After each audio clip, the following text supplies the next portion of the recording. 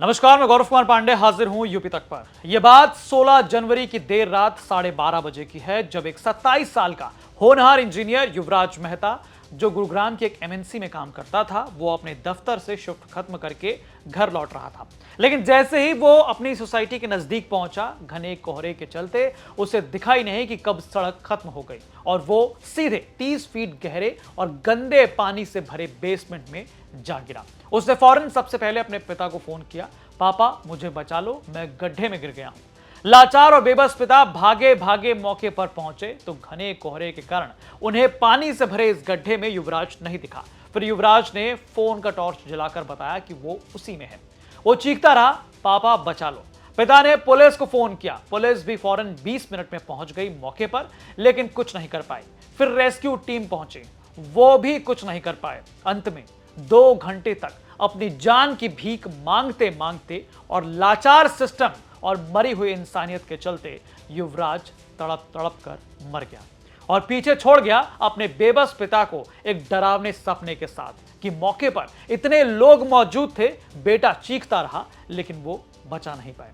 इस कांड पर जब बवाल मचा तो शासन प्रशासन ने कार्रवाई की। खुद नोएडा अथॉरिटी के सीईओ ने एक्स हैंडल पर पोस्ट कर लिखा, नोएडा सेक्टर 150 में निर्माणाधीन मॉल के बेसमेंट में हुई दुखद घटना को गंभीरता से लिया गया है। सबसे पहले संबंधित अधिकारियों को कारण बताओ नोटिस जारी किया गया। दूसरे नंबर पर जूनियर इंजीनियर नवीन कुमार की सेवाएं तत्काल प्रभाव से समाप्त की गई हैं। तीसरा, विभागों को लोटस बिल्डर की रिपोर्ट प्रस्तुत करने के निर्देश दिए गए हैं।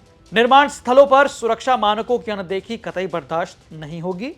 सभी विभागों को अपने क्षेत्रों में निर्माणाधीन परियोजनाओं की सुरक्षा का पुनः निरीक्षण करने के निर्देश दिए गए। Hashtag Noida authority, hashtag public safety, hashtag accountability, hashtag official update. बाकायदा इसके साथ उन्होंने प्रेस नोट भी जारी किया और इसमें सीएमओ मुख्यमंत्री योगी आदित्यनाथ समेत तमाम जो उच्च अधिकारियों के या उच्च दफ्तरों के जो पोर्टल्स हैं उन्हें टैग किया। अब आप भी कहेंगे, जिन जिन लोगों की लापरवाही की वजह से युवराज की जान गई, उन्हें सजा जरूर मिलनी चाहिए। चाहे बात संबंधित अधिकारियों की हो, जे नवीन कुमार की हो या खुला छोड़े इस गड्ढे के बिल्डर की। लेकिन रेस्क्यू टीम की नाकामी का जिम्मेदार कौन है? और ये सब तो वो हैं जो सीधे तौर पर इस मामले में हमें और आपको दिख रहे हैं। लेकिन उन चिट्ठियों या जन सुनवाई पोर्टल पर कंप्लेंट्स का क्या, जो लगातार नोएडा अथॉरिटी को दिए जा रहे थे? युवराज और युवराज की सोसाइटी लगातार अपनी दिक्कतों को लेकर लिख रहे थे, सड़क पर ब्रेकर की मांग कर रहे थे, साइन बोर्ड के लिए लिख रहे थे और सिर्फ अथॉरिटी को ही नहीं बल्कि जो उनके जनप्रतिनिधि हैं उनको भी चिट्ठी लिखी गई और जनप्रतिनिधियों ने भी चिट्ठी अथॉरिटी को लिखी, लेकिन अथॉरिटी ने तब ध्यान नहीं दिया। वैसे तो मेरे हाथ में जो चिट्ठी है वो आपको स्क्रीन पर दिख रही होगी। ये चिट्ठी जो है डॉक्टर महेश शर्मा की है, यानी कि सांसद जो गौतम बुद्ध नगर के हैं उनकी चिट्ठी, और ये लिखी गई है 2/9/2025 को।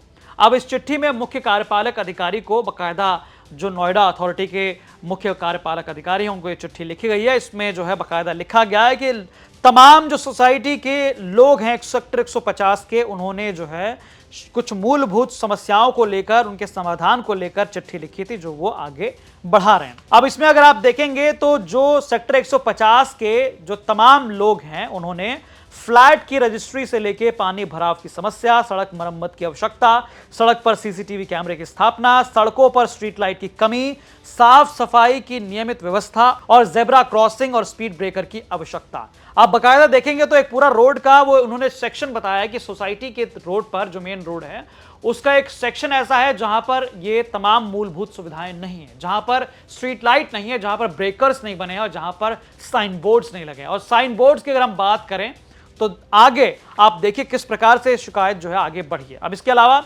अब न केवल सांसद बल्कि अब मेरे हाथ में जो चिट्ठी है जो आपको स्क्रीन पर दिख रही है इस वक्त, ये है भाजपा विधायक तेजपाल नागर की। उन्होंने भी बकायदा मुख्य कार्यपालक अधिकारी को, जो कि नोएडा औद्योगिक विकास प्राधिकरण के अधिकारी हैं, उन्हें चिट्ठी लिखी है। उसमें भी विषय अगर आप देखेंगे तो नोएडा के सेक्टर 150 में निम्न विकास कार्य कराने के संबंध में, और इसकी भी अगर आप तारीख देखेंगे तो ये घटना वाले दिन से महज 4 दिन पहले की बात है, यानी कि 4 दिन पहले ये चिट्ठी लिखी गई है 12/1/2026 को। और इसमें भी उन्होंने आगे इसमें लिखा है कि तमाम एटीएस, एलजी से टाटा यूरेका पार्क तक स्ट्रीट लाइट का निर्माण कार्य, सेक्टर में साफ सफाई का कार्य, सेक्टर के नालों को कवर्ड करने का निर्माण कार्य, स्पीड ब्रेकर का निर्माण कार्य। तो लगातार जो नाले की बात की जा रही है कि नाला खुला छोड़ा गया है, बाकायदा यहां पर स्ट्रीट लाइट नहीं है, ब्रेकर्स नहीं है, उसके लिए बाकायदा सांसद और विधायक को यहां की जनता ने, यहां की सोसाइटी के लोगों ने चिट्ठियां लिखी थी।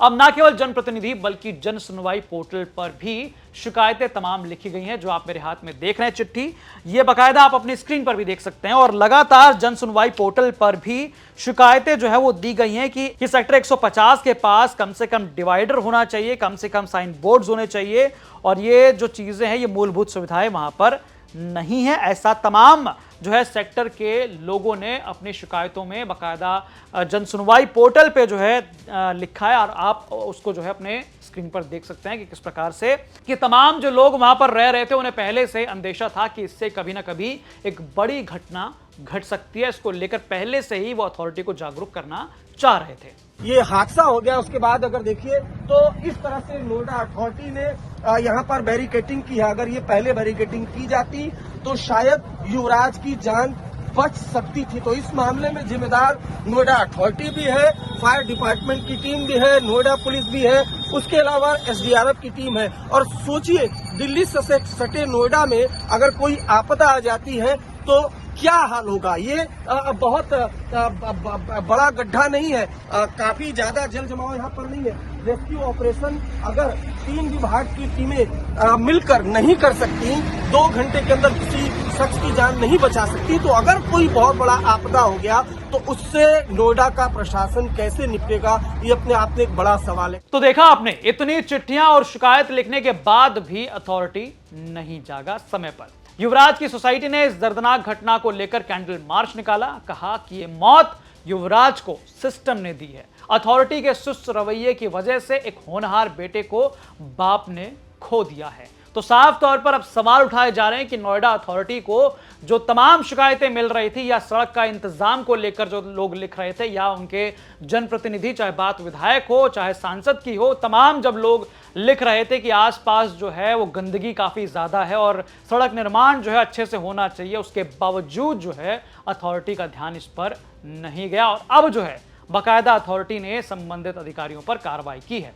तो यहां पर अब सवाल उठ रहे हैं कि अगर यही जो तेजी की गई है काम में, या यही तेजी जो बाकायदा शासन प्रशासन ने कार्रवाई को लेकर की है, अगर यही समय पर कर दी होती तो ये जान बच सकती थी। तो तमाम लगातार जो लोग हैं वो सवाल उठा रहे हैं, और आप इस पूरी रिपोर्ट पर आपकी क्या कुछ राय है हमें कमेंट करके जरूर बताइएगा। बाकी तमाम खबरों के लिए आप देखते रहिए यूपी तक। धन्यवाद।